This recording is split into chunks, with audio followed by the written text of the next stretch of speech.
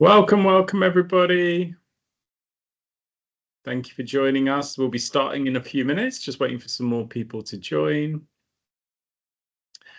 And just while we're waiting, if you want to drop into the chat, where are you from? What part of the world are you from? So if you just want to put your name and where you're from into the chat, that would be amazing. And we'll get started in just a moment.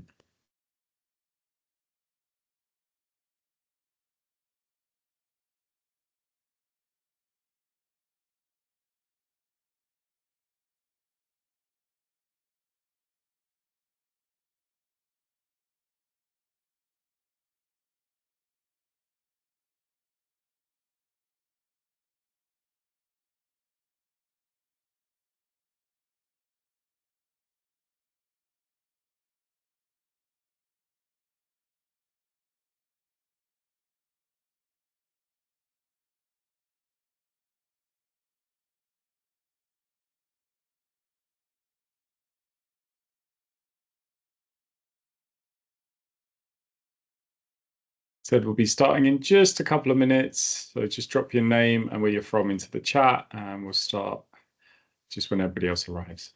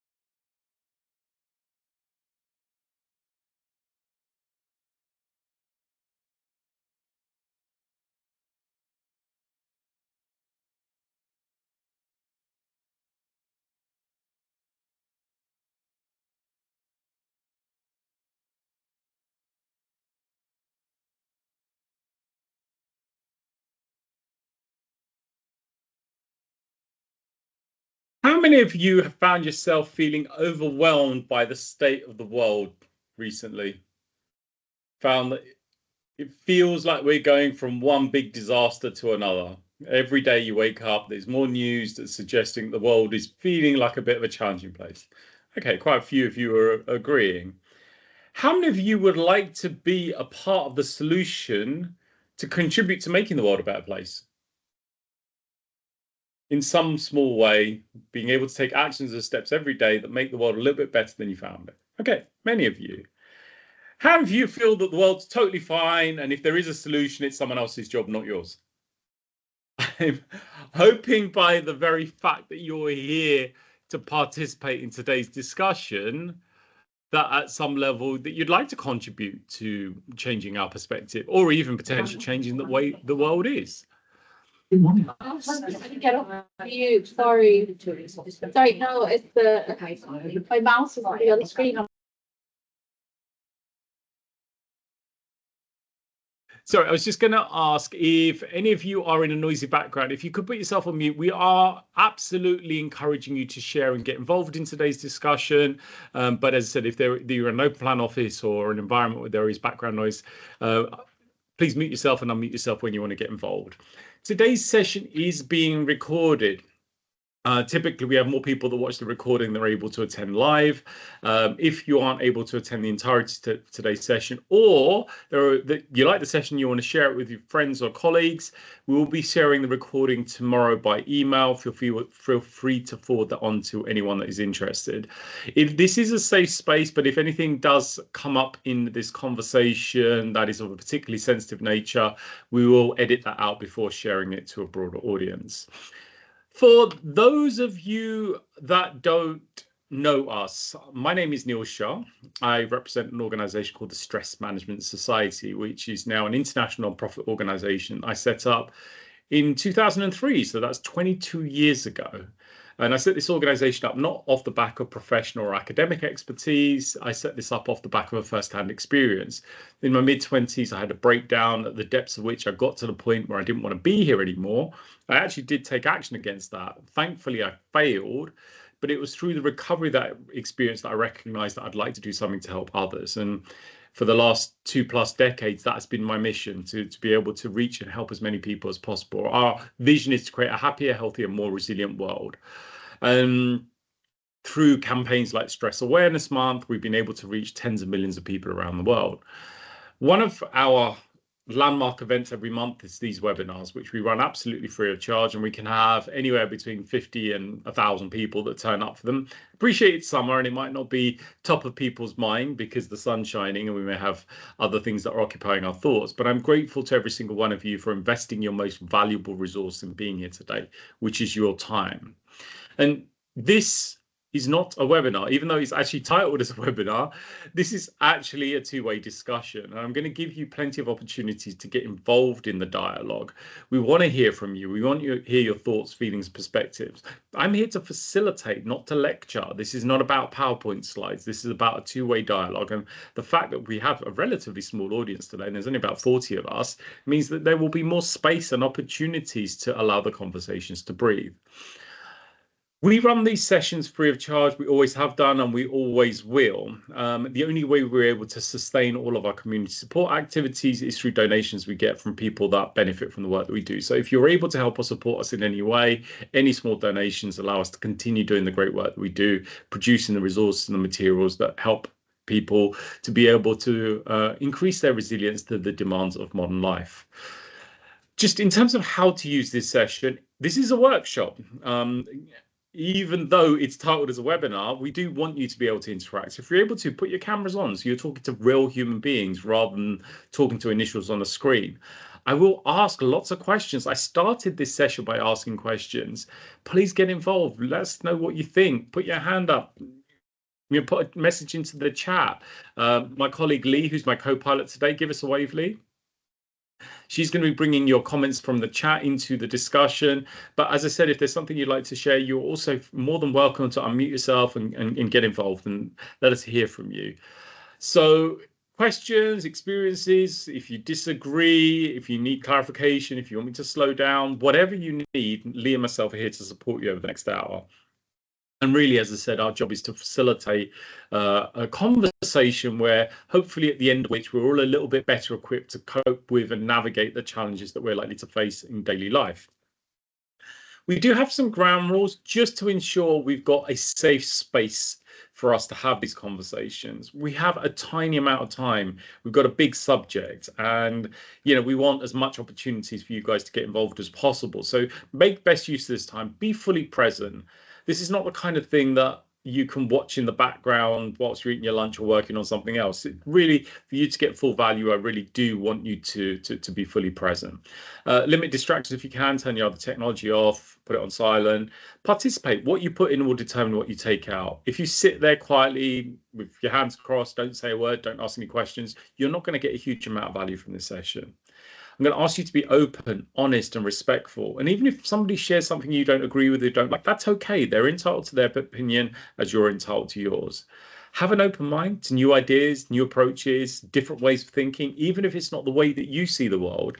Be at least open-minded and open-hearted to different ways of considering things. When making statements, I'm going to encourage you all to use I statements, taking ownership of any statements you make. In my opinion, I believe, I think that, rather than speaking on behalf of others.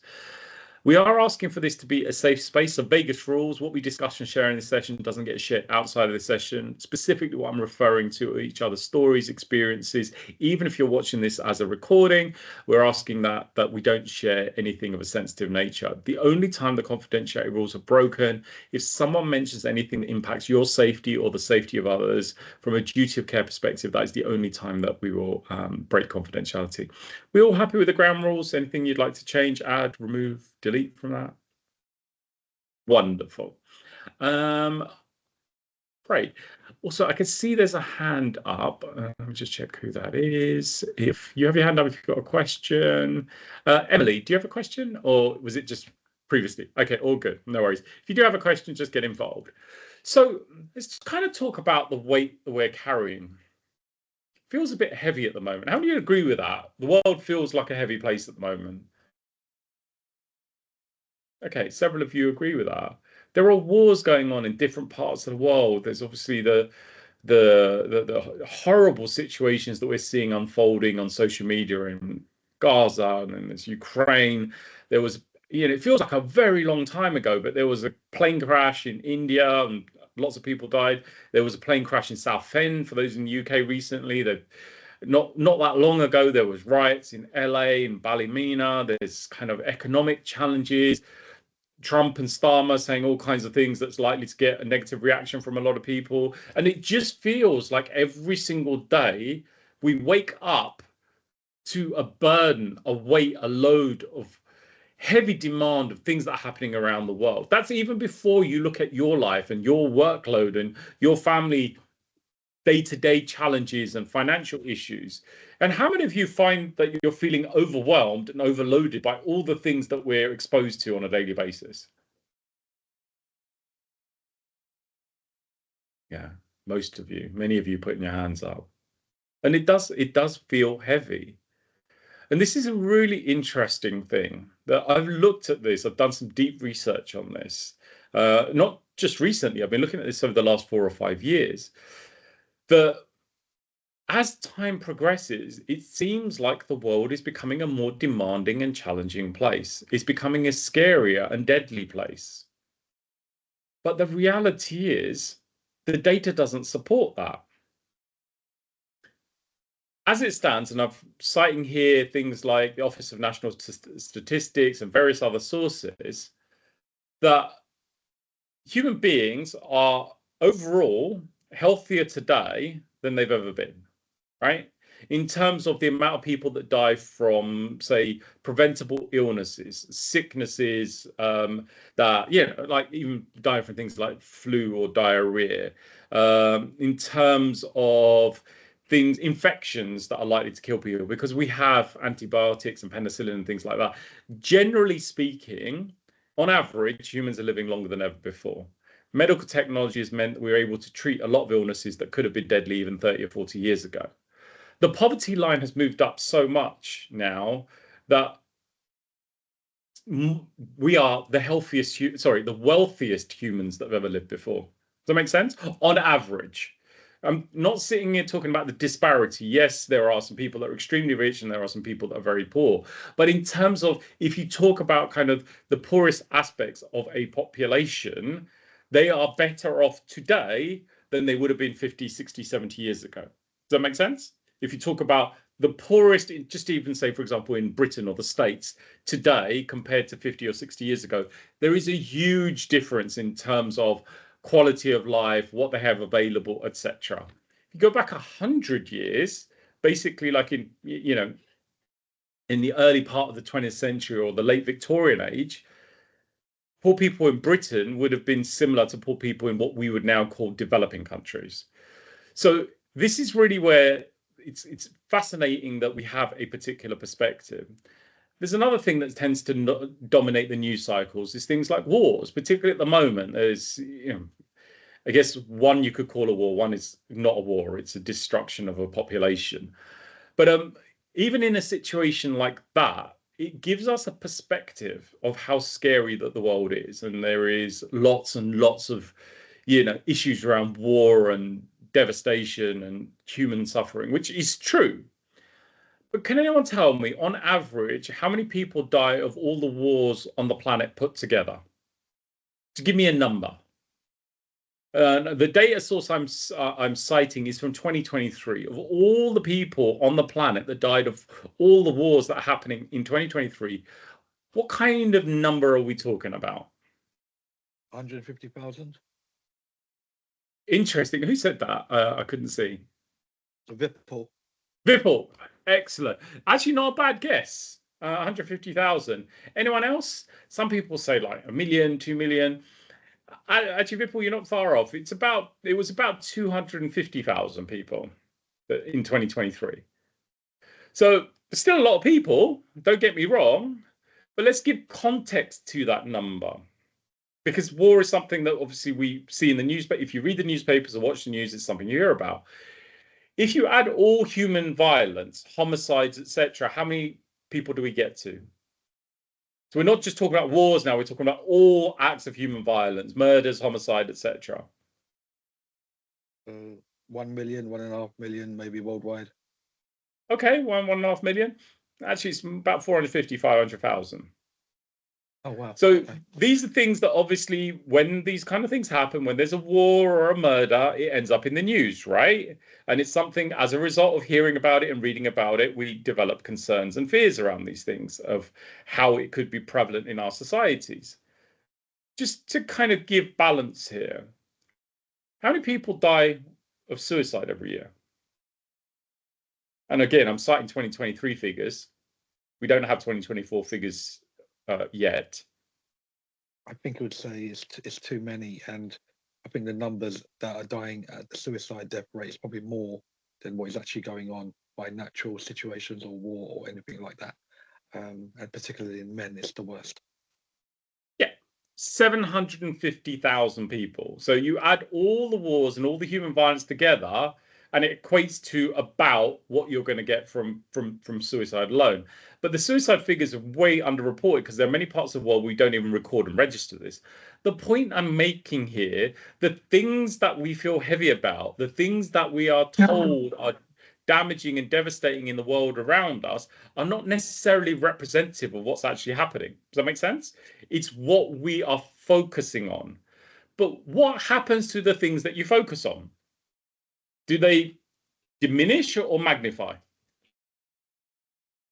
When you start focusing on things, you end up see it everywhere. So you don't realize, but you start looking for it, and then it seems like it's more and more and more. Absolutely. But Emily, conversely, what about the things that we don't focus on?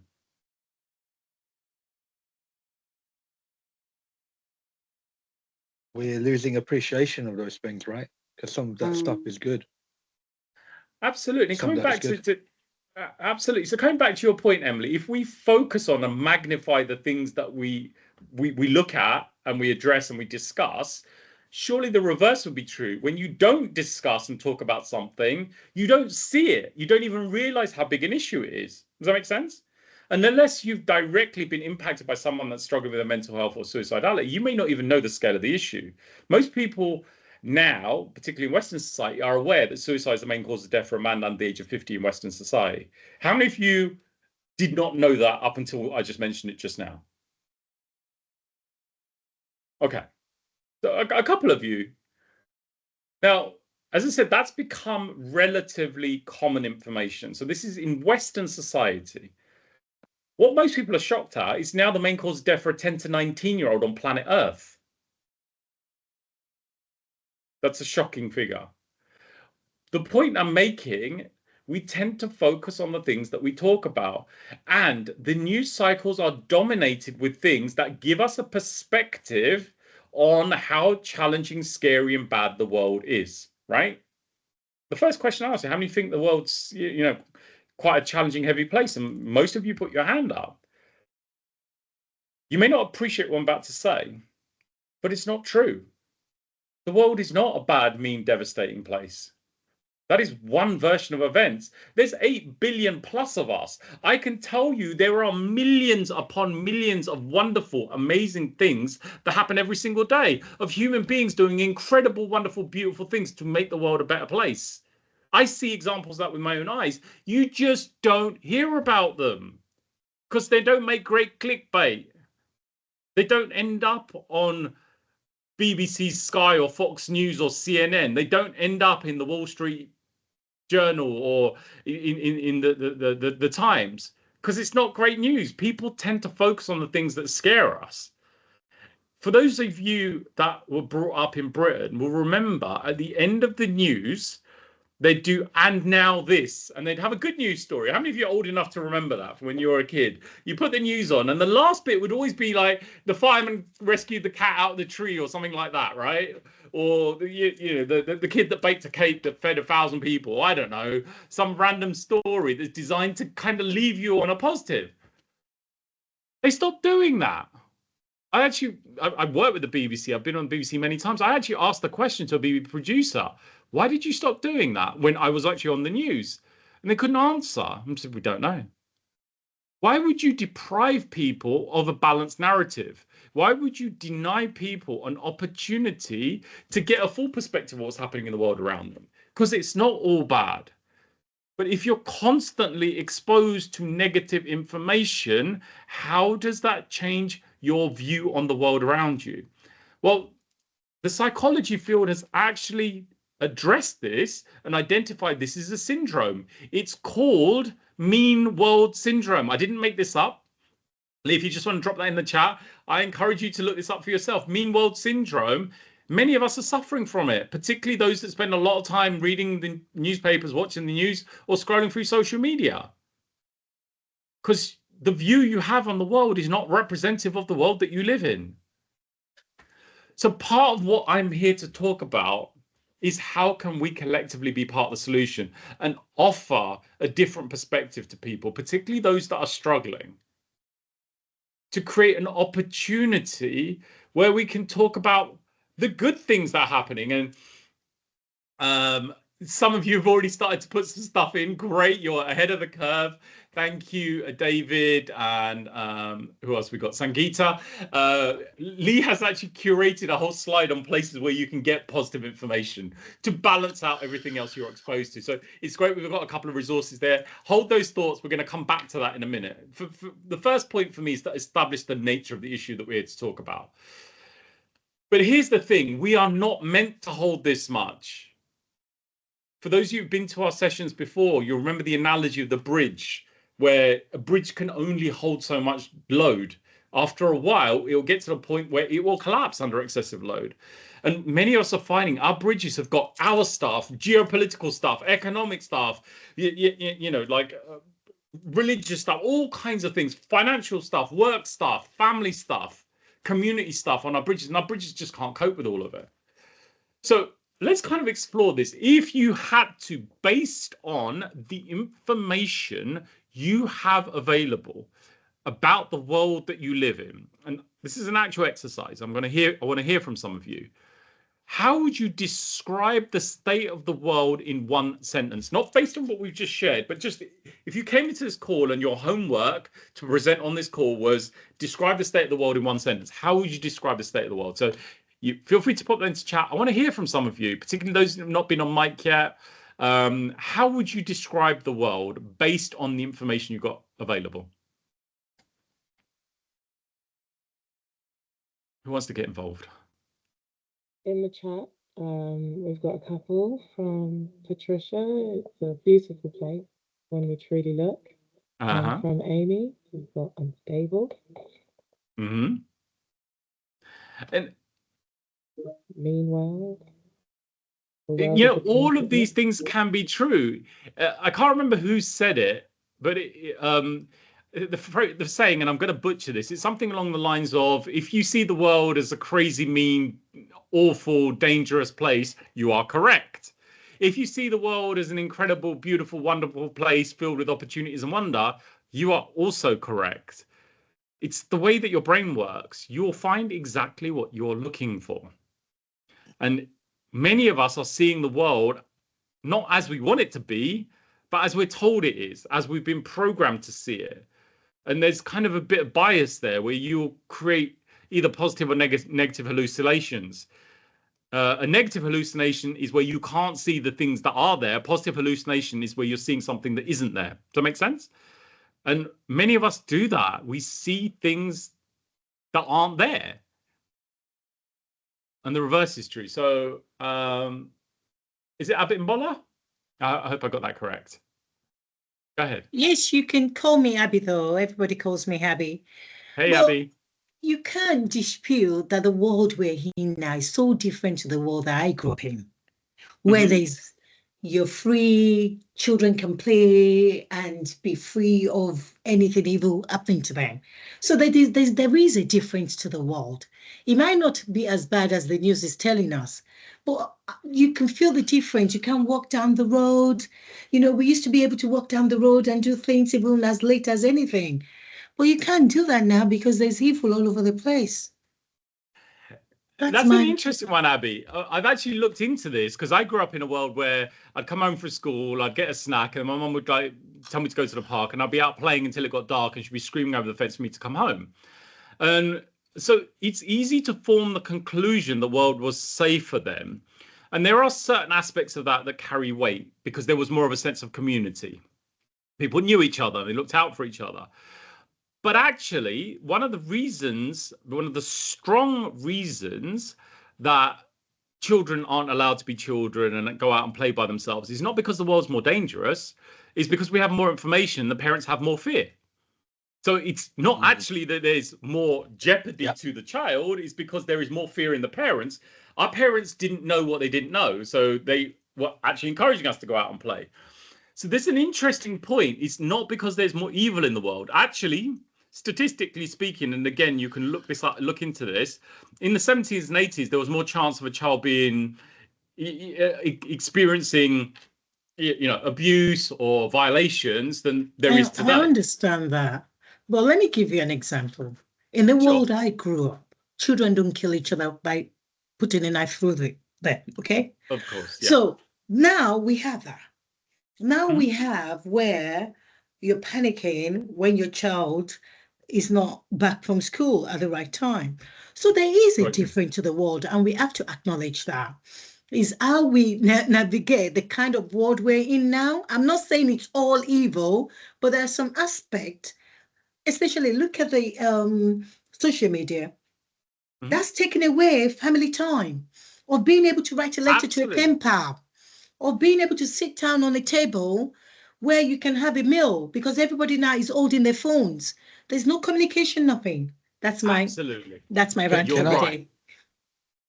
You know what? I agree with that. I do agree with what she's saying. That, when we look at, say, the knife crimes, they've gone up, etc., etc. I was actually born in Southeast London. So basically, I was born in Plumstead Hospital, and I was around that South London area. And believe me, at that time, I can say, this is looking at the early 90s, I'm probably in my teens at that time, I was probably threatened with a knife maybe 6 or 7 or 8 times during my time over there.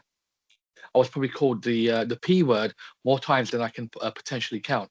But what I noticed was that people didn't talk about those independent events that were happening at the time. They would really just talk about if a stabbing actually happened. And what would happen is that you would probably get it in your tabloid, you probably get it in your newspaper or something along those lines. The difference is now that basically when we wake up first thing in the morning, you're going to hear that some teenager, one baby killed another baby. Let's just be honest, these are babies killing each other, right? Some baby killed another baby because he looked at him in the wrong way. And we're seeing more and more of that. But you're seeing that first thing in the morning, you've just woken up, your subconscious is just trying to get used to the world around it. It's a new day, and the first thing you're going to be bombarded with is about some kid that got stabbed up, and that's building over time. It's the speed at which news is coming at you, which is making it look like it's more of a dangerous place than what it actually is. That's what my opinion is, but I mean, feel free to say that isn't the case. You're both correct. I think social media, the amount of information, the speed of information means when something happens, you know about it immediately. I don't have social media. I very rarely go on Instagram, but if something happens, it'll end up in a WhatsApp group. And part of this is we can't escape from the information. So you're correct. And this is part of what we need to consider. And this is obviously where we're going to move on to shortly, is are we carefully curating the information we're exposing ourselves to? Because that will determine how we see the world. Julie and Emma, you've patiently had your hands up. Who have we got first? Can't see. I don't mind going. I'm a parent to young kids, so I think that's the thing that worries me. And I think there's lots of information about how to keep child safe online. And so, I mean, they're very young, so no social media at the moment. But I guess that's the worry, that the information is so readily available. Whereas when I was younger, my father was in the police force, but they would send us out. We'd go into the woods, but I knew all the things that he was dealing with as a police officer. But still, we were allowed to go and go play in the woods and disappear for 3 or 4 hours. I don't let my kids do that, but they are probably a little bit younger. But that's because all of the information that I get is that don't do it. It's not safe. But yeah, we probably are in that sense a safer environment because we know a lot more, but that's completely overwhelming as a parent, utterly overwhelming. That's the concern that I have, is the more information doesn't necessarily result in better outcomes. I spent most of my childhood with scraped knees, falling out of trees, falling off my bike and those kind of things. I was talking to my brother. My niece is now 12 and he can't remember her ever having a scraped knee, and I was like, but that's it's an important part of childhood. You learn so much, not when things go right, but when things go wrong, when you do scrape your knees or you twist your ankle or you fall off your bike. And I think part of this is that, are we preventing our children from developing the resilience to cope with a world that is way more complex than most of us grew up in? So these are all correct. So Emma, you had your hand up as well. Sorry, Julie. Yeah, I just wanted to say I have worked with the Girl Guide Association as a volunteer with young people, brownies, aged 7 to 10, for 40 years now, and so I've seen these changes that you talk about. But it isn't that the world's changed; it's as such. These things were going on 40 years ago, but children are encouraged now to be able to talk about things that are happening to them. We now as volunteers in Girl Guide Association have safeguarding training. We have special training so that we can have those conversations with young people, and it's more about they're able now they have more of a voice than I think we had when we were younger. They have that voice, and I think that so we're more aware of things that happen to them that we maybe weren't aware of. But what I would say is, kids love getting out there, getting dirty, getting their knees scraped. And that's one thing we do in Brownies, in the Girl Guiding, and anyone with young children, I'd encourage you to get them involved in stuff like that, because we do still go in the woods with them, and we do climb trees, and we do all of that, but we do it in a safe way, where they're supported and so they can experience those good things, but they've got that safety of adults being there with them, usually adults that are as big a kids as they are, hence me. Perfect. And but yeah, sorry, I just again just that sort of like positive side of it, that there is still good stuff going on. I get why parents are concerned. What I would say is, as a member of that, I have developed and the Girl Guiding Association has developed over the years to fit in with the society we're now in, and gives their volunteers training, also subject to police checks before you can become a volunteer. Things like that didn't used to happen, and so all of those safety measures are in place now in those kind of organisations to make the world a bit better for our young people, hopefully. And absolutely, I think these are all really positive things, that we do have safeguards and safety measures in place. I think in addition to that is we need to consider all of the risks. And I think this is part of the concerns that I have, particularly around sort of mental health and suicidality.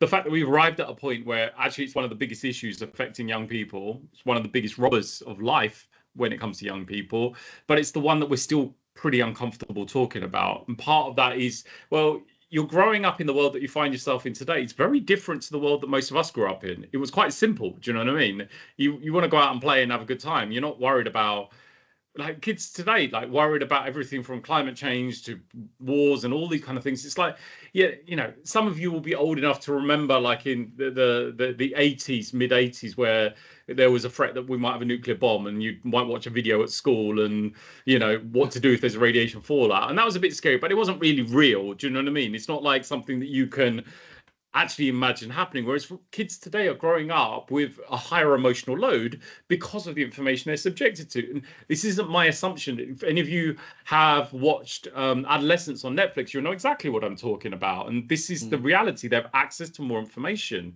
and they're consuming more information. And this is really what the crux of today's conversation is about. We're holding too much because we're inviting too much into our lives. What are you consuming? What are the people around you consuming? What are your children consuming? What is your current information diet? How do you feel after you've watched the news, after you picked up a newspaper, after you scroll through social media? And I'd like to get into this conversation because I stopped reading the newspapers about 11, 12 years ago. I'd already stopped watching news on television at that point. I've been on social media a few years ago. I came off Facebook because I got fed up with the way that was being managed, and I kind of had Instagram. I still got Instagram and YouTube.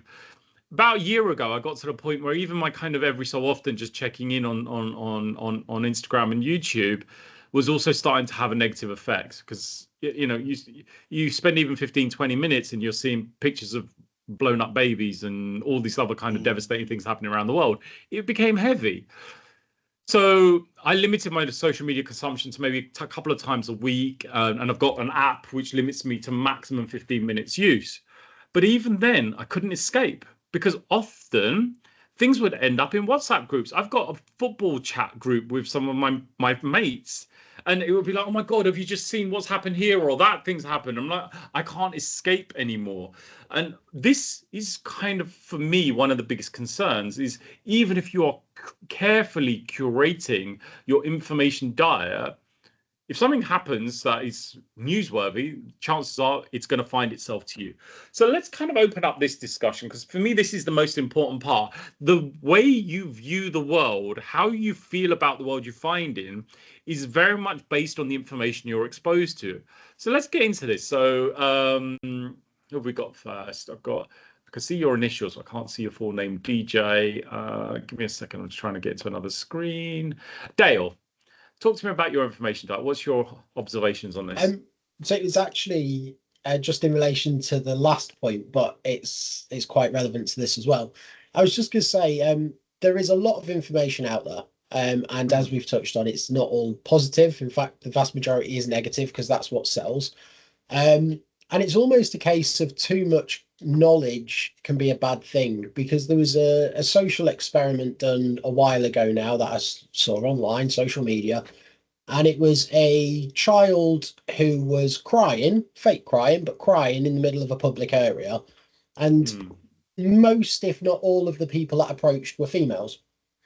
And when they spoke to the men nearby, the men didn't feel that they could approach, or they weren't confident to approach, due to their perceived perceptions from other people. Because they thought, well, how will it look if a male approaches this small child who's crying? You know, will he get the wrong impression? And the vast majority of that is down to social media and the news, because, you know, 95% have whatever statistics you want are there to help that child, but they wouldn't, or they didn't feel comfortable stepping in to help, because they thought maybe people will get the wrong impression of them. And I thought that when I saw that, I thought that was, yeah, it sums up social media quite well, in that everything's negative, and that's not the vast majority of people. So I just thought I'd put that out there, that, you know, we all know terrible things do happen, but it's how we choose to take them and how we choose to let it affect us. That's the key thing. Absolutely. Dale, you've raised a really good point. And by extension, I heard something recently, and I want to hear more from you on this as well. that evil isn't just the people that perpetrate evil acts. It's also the people that stand by and allow that to happen. And I interviewed on my podcast a while ago someone that incredible person. I've had many conversations with him subsequently, called Johnny Benjamin. He wrote a very famous book called Stranger on the Bridge, and I kind of truncate. It's a really fantastic story, but the short version is that he was in a mental hospital. He escaped. Rushed to Waterloo Bridge. I'm talking about hospital gown, bum hanging out, 9 o'clock in the morning, so rush hour, standing on Waterloo Bridge, ready to jump off and end his own life. And a couple hundred people just walked past and looked up and was like, maybe have frowned and then carried on walking. And there's a couple of other sort of similar social experiments I've seen where it wasn't actually happening, where they were just testing to see what people would do in such situations. And a lot of people, whether because they're scared or they don't want to be perceived in the wrong way, won't engage, won't interact. That is actually scary when you're seeing horrible things happening around you, and we're so overwhelmed or concerned about how we'll be viewed that we don't actually step up. Thankfully, one person did in Johnny's case. That person ended up being the name on his book, The Stranger on the Bridge. The stranger that stopped and said, "Mate, are you all right? What are you doing up there? Do you want to have a chat? Come down, let's have a cup of coffee." And that person is the reason that Johnny's still here and with us and still campaigning really hard for mental health. And what I'm saying here is we all get to be that person, to be able to engage, to be able to show up in a way that the world needs right now. That's what a leader is. It's not a title or a role that you've been given. It's the fact that we're willing to step up when it's uncomfortable to do so. Where, yes, there may be judgments or reactions to you stepping up, but right now we need more of that. And yeah, Emily, I can share hundreds of stories. I've been on the tube myself where someone was literally on the floor convulsing. He looked like he was drunk, but that didn't separate from the fact that he was seriously having a medical condition. A lot of people moved and looked at him in disgust, like, "Ooh, you filthy person." And I'm like, there's someone in need right now, and you're more worried about your shoes. And I think part of this is, again, how can we be the people that bring about positive change? And part of this is changing how we see the world.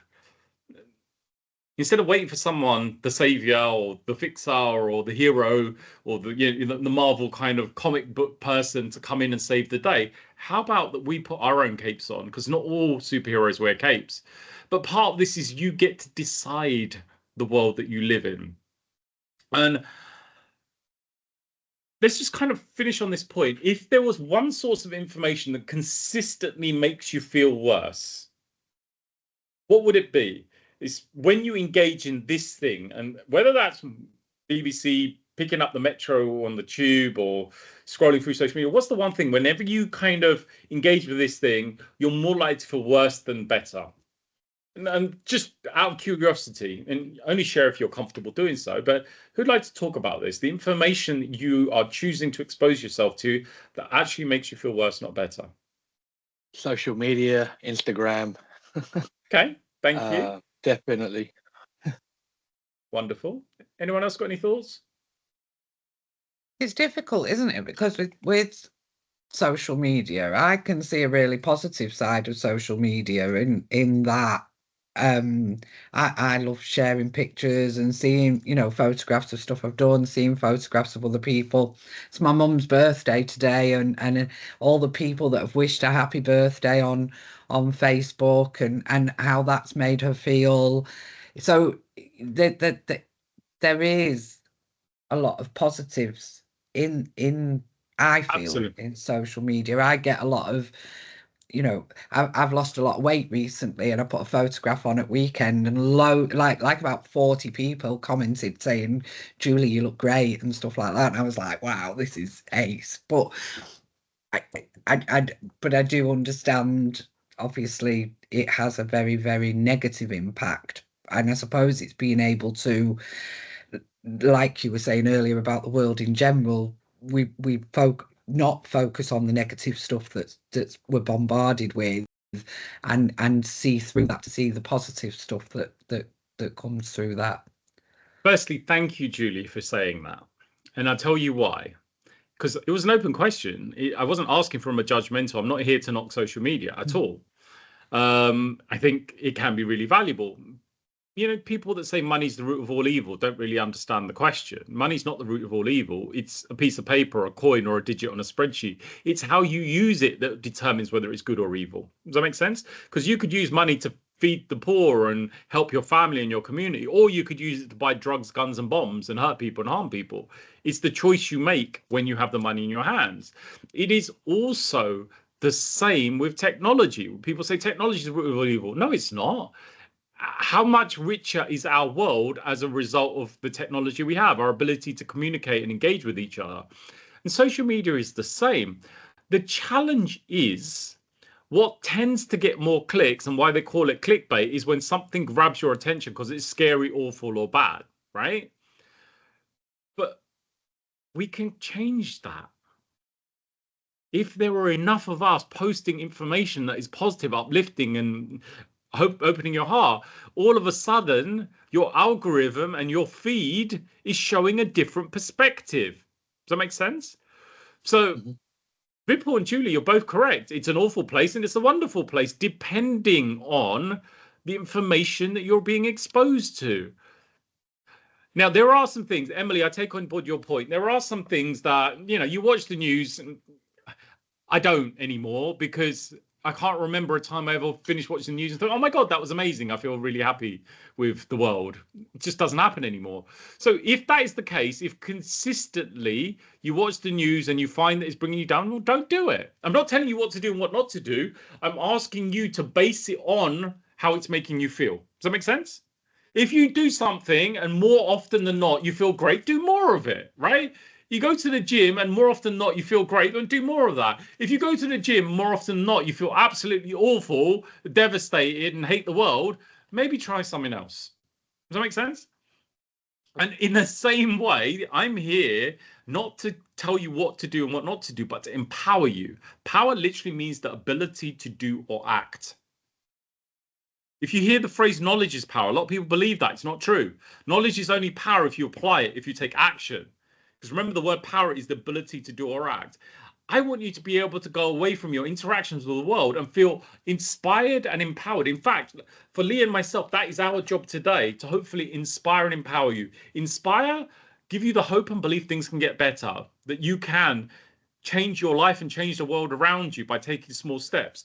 And empower, you've got a bit of an understanding on what specifically you can do to increase your capacity to do or act in a way that is going to uplift you and the people around you. So what I'm asking you to consider here is there is sources of information you have in your life that are not serving you. And I made this decision myself. And the two things I chucked out completely were reading the newspapers and watching corporate media news. Does that make sense?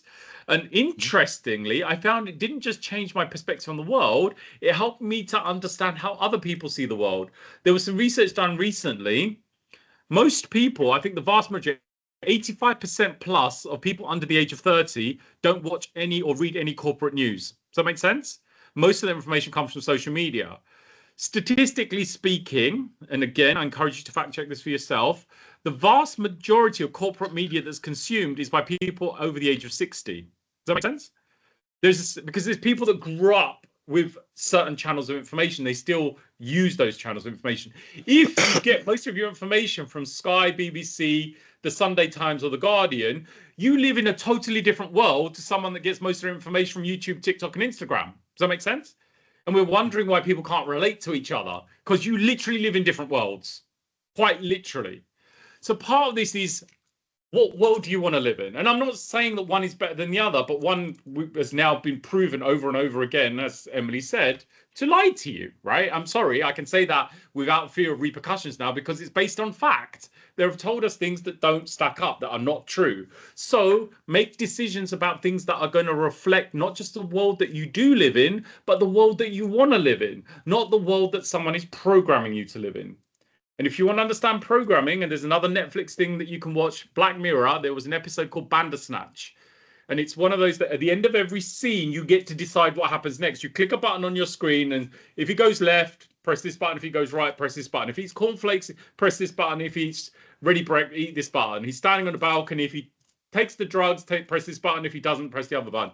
You think you are controlling the movie. The movie's controlling you. You've been programmed with the decisions even before. And I've watched it multiple times. And this is interesting that most of us are being programmed to see the world in a particular way. Part of this is, let's break that cycle. Let's create the world that John Lennon sang about in the song Imagine. That's not me being kind of a sandal-wearing hippie. I genuinely believe if enough people believe that that's true, we would start taking the action to make that happen. A Harvard study backed up what I'm saying here. People that have hope live longer, happier, better lives. They do better in their careers. They're financially better off. They have better relationships. Why? What is the reason for that? Why does hope result in better life outcomes, better careers, better relationships, better financial outcomes? How is that possible? Actual question, not a rhetorical one. Gives a reason to live. gives a reason to live. But a reason to live doesn't necessarily guarantee better life outcomes. Yeah, it's not enough. I don't know. If you believe it, then you will actually make it happen. And what we were talking about in terms of what you notice, so you'll be happier because you notice more positive things in your life than negative things. It's that confirmation bias, isn't it? And it's not just confirmation bias. Emma, let's workshop this a little bit, because if you're sat on your sofa and all of a sudden you have this moment of inspiration, of realization that I can be much healthier and fitter than I am now. I'm not saying you're not healthy and fit, but let's just kind of play with this idea. And to the point where you believe that you can run a marathon, right? If you actually, in this moment, you've got like, I could do this, I can run a marathon. And this belief really starts to settle in every fiber of your being. What is that belief likely to inspire if you believe that you can do this? Well, a training plan, hopefully. Action, not just going right? out and running about. Yeah. The hope, the belief will inspire action. You might get a coach, you might do some research, you might ask AI to come up with a training plan. You're going to get out and start running and stretching and looking at your food and your trainers and the rest of it. But what I'm saying, the belief has inspired the action that then results in you doing the thing, right? If you have belief that your relationship get better, even if you're going for a tough time, you will find the way to take the action to make it better. If you have belief that you can do well in your career, again, you will take the action to justify that. If you believe that nothing you do is going to change your health and you're screwed either way, then you're not going to get off the couch. You're going to put on a box set, order some Uber Eats, get a glass of wine, and before you know it, your belief has actually made your health worse. And the same is true in any aspects of life. That is why people that have hope and belief have better life outcomes. What I'm saying here is if the information you're exposing yourself to is removing your hope and your belief, what actions is that deriving? And if you are exposing yourself to positive information that uplifts you, how is that going to inspire action? I get out of bed every day because I believe that the world can be much better than it is today. If I lose that hope, I'm going to lose my will to do what I do every day. Does that make sense? And this is crucial. Hope inspires action. And then this is essentially kind of some of the key campaigns we've run. I'm going to skip ahead to the next slide. So over the last 3 years for Stress Awareness Month, that's our kind of big annual campaign. We've run this is the last 3 that we've done. Better Together, that was kind of post-COVID lockdown where we were all separated. We need community, we need each other. You know, these sessions every month, we are building a community, and we're really grateful to you for turning up if it's your first time. Even more grateful to you if you're coming regularly, because by coming together regularly and having these discussions, we learn and grow together. We support each other. We give each other a space to talk. Healing is communal. And right now, there is so many reasons to divide ourselves. We might eat different foods, pray to different gods, read different books, support different football teams, but actually, we've got more in common than separates us. And by being able to have these conversations about the issues that affect us all, we can work together to find better solutions. Choosing hope, a daily act of defiance. I choose for things to be better.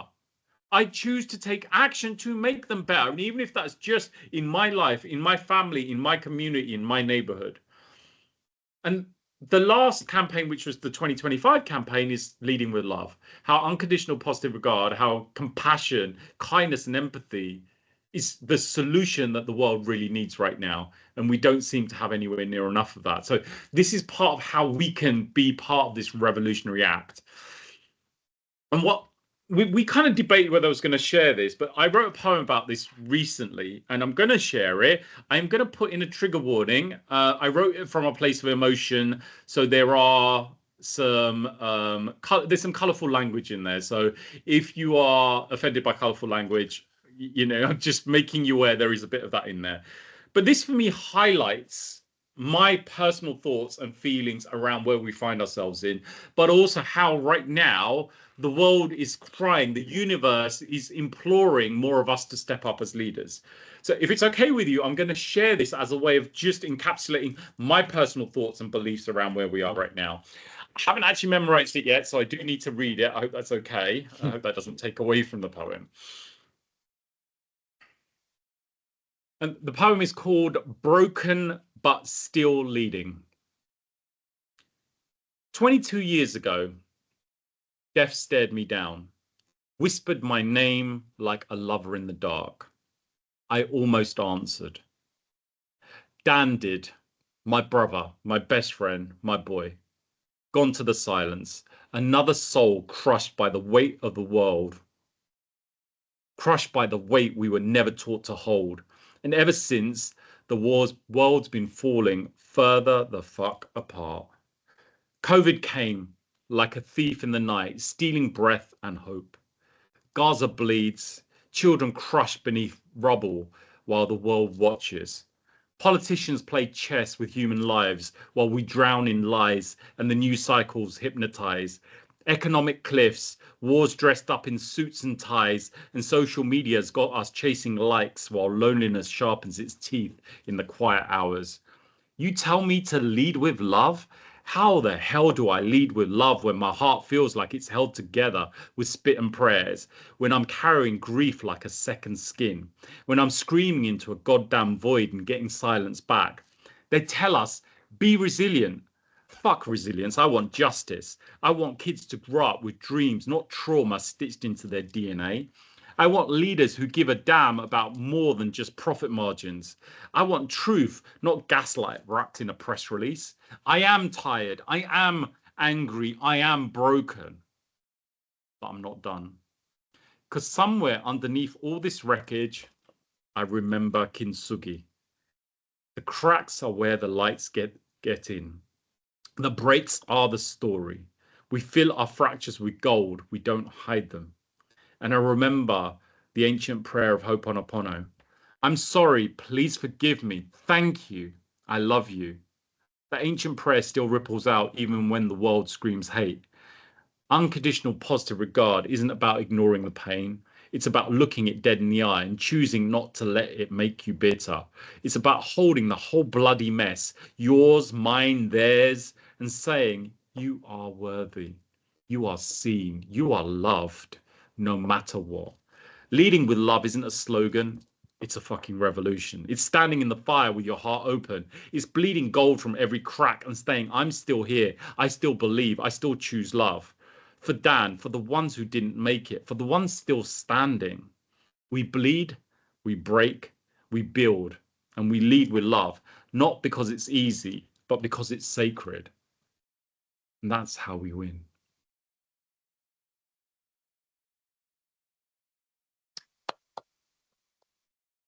That was my personal reflection. Leaders are not bestowed titles. Superheroes don't wear capes. They're people that stand up and say, no, I don't accept what we're being told or the way that the world is. I choose to stand for something better. And the very fact that you are here in this conversation, a part of this dialogue, means part of you wants to see things different and better. So the first thing to consider is, what action are you going to take? How are you going to be part of the change? So I'm going to hand over to Lee, because we've got the first step is curating the world that you find yourselves in and curating the environment you're exposing yourself to. So Lee, do you want to just talk through some of the options there that we've got?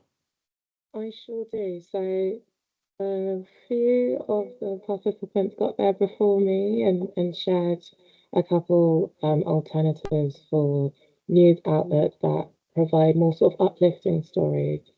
And something that I did think of just now is not only like being able to sign up for these newsletters, which I'll pop in the chat for you, but also searching them on social media and following them, where their sort of output will be feeding into your algorithms. And so subconscious scrolling will also include some of the news and just more sort of positive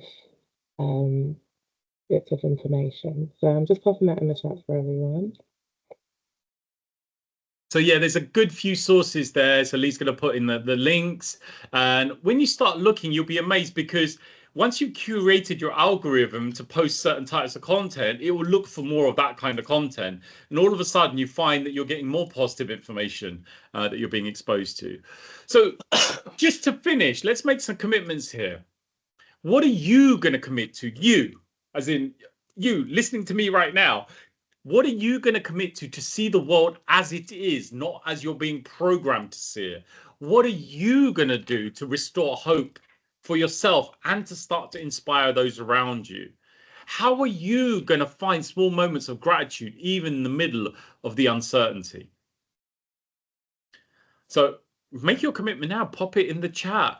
Jump on mic. I want to hear from what are you going to do? Because this only changes when the inspiration or the hope that you have received is translated into action. If every single one of us did even one thing, that's almost 40 of us on this call that are going to do something that will change your day, your life, and those around you. And you never know, you might touch someone that then inspires someone else. And before you know it, through the ripple effect, we reach hundreds, thousands, hundreds of thousands of people. There's a document that we put together, and there's a guy called Robert Dawkins, and he said that one act of open-hearted kindness can ripple out to 750,000 people.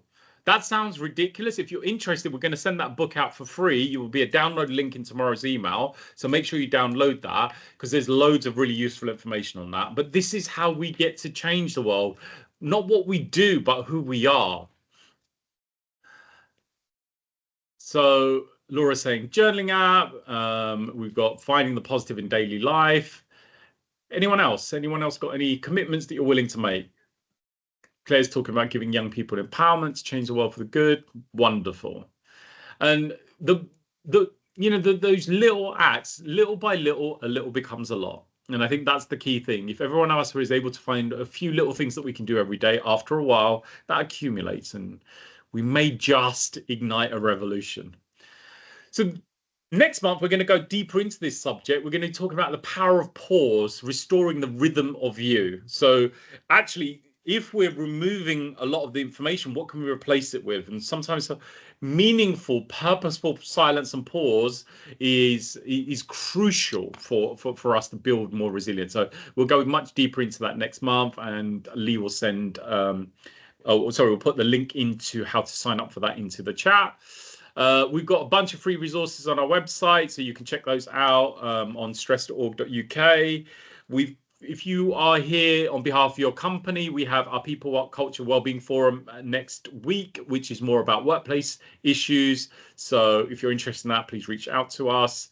We've got a weekly newsletter. Most of you will have found us through our weekly newsletter, but that's where we send out loads of really useful information every week. So you feel free to sign up for that.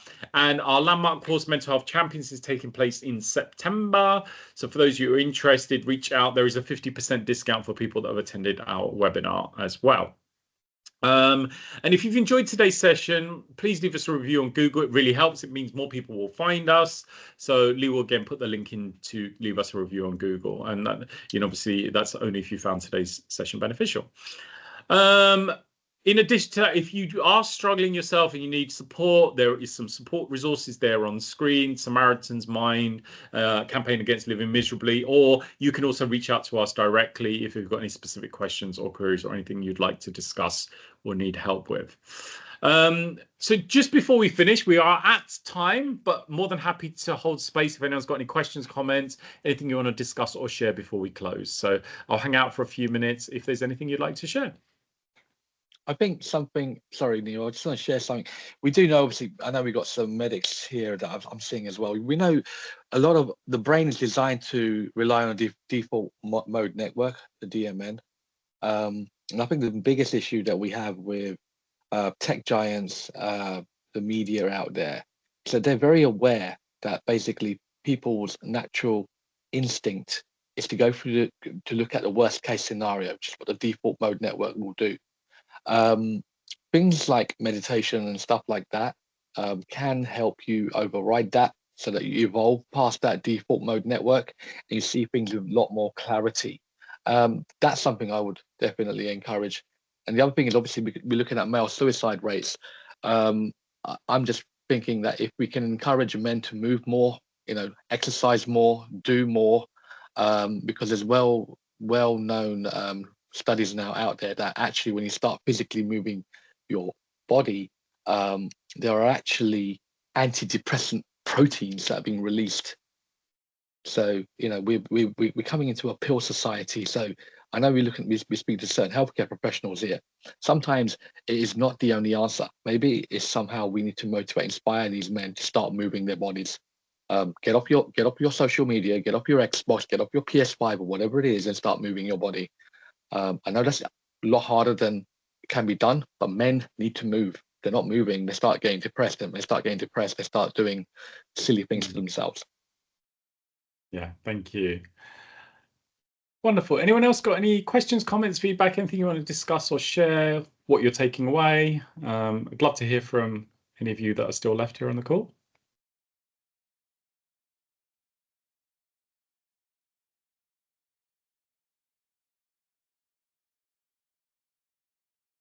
Thank you, Laura. Thank you, Emma. Thank you, Claire, for your lovely comments. I'm glad that you were able to get something positive from today's session.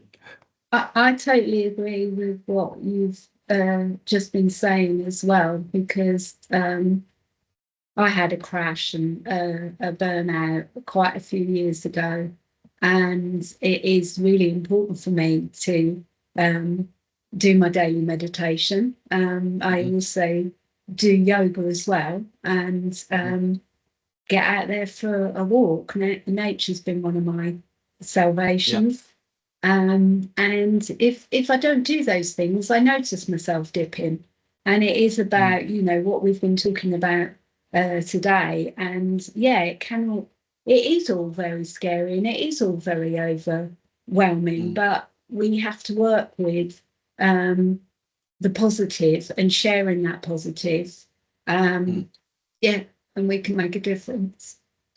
Absolutely. What they're doing is they're triggering your amygdala. That's what they're doing. And what you need to do is you need to learn to shrink that and increase your the size of your frontal lobe and your hypothalamus. And that's done through meditation. That's how as humans we can evolve past it. Now we've got the ability to do that because obviously we have knowledge to do it, but no one's doing it. And I think it's all about action. So it could be simple breath focus, walking in nature, being present, reading good books. Eckhart Tolle's good, stuff like that. Yeah, breath work definitely supported me when I had extreme anxiety, which now, sort of, I'm in a lot better place, and putting those things in place. And I'm sharing that. I'm sharing it with others. And like I put in the chat, I share wellbeing things with colleagues, and I've actually got a colleague now who has managed to turn her life around as well, and we have a wellbeing day together once a month, which is it's beautiful. We've got to get less pharmaceutical heavy and more reliant on what the human body and the human mind is capable of doing. We need to start investigating that a lot more. I'm not saying pharmaceutical medications are a bad thing. I think all forms of healing is good, as someone once said, right? But we need to incorporate it more on the human natural ability to sort itself out. And the techniques like meditation, mindfulness, exercise, physical exercise, being grounded, present moment awareness. There's so much out there, and if you're religiously inclined, then it doesn't matter what your religion is. I'm sure there's something in there about deep silence, and that's how you communicate with God. So there you go. And also, just to say that thanks, Neil, for these wonderful webinars, because community is a very important thing, but to bring people together to be able to discuss these things and to be able to share these things, and it brings great positivity. So thank you, everyone, and take care. You're most welcome. Thanks for continuing to show up. So thank you again, everybody, for being here. This only works because you show up. And, when we first started doing this, we had no idea how many people would show up. And sometimes we have 50 people and sometimes we have 800 people. But either way, we're always really grateful to you for contributing to this community, because it would be a very short session if it was just me sharing some slides. That's never what it's been about. So again, if anyone's got any final questions, comments, or feedback, particularly those you haven't had a chance to share yet, feel free to jump in now, because we'll keep the call open for another couple of minutes, and then we'll close for this month, and we'll look forward to seeing you back on the 14th of August.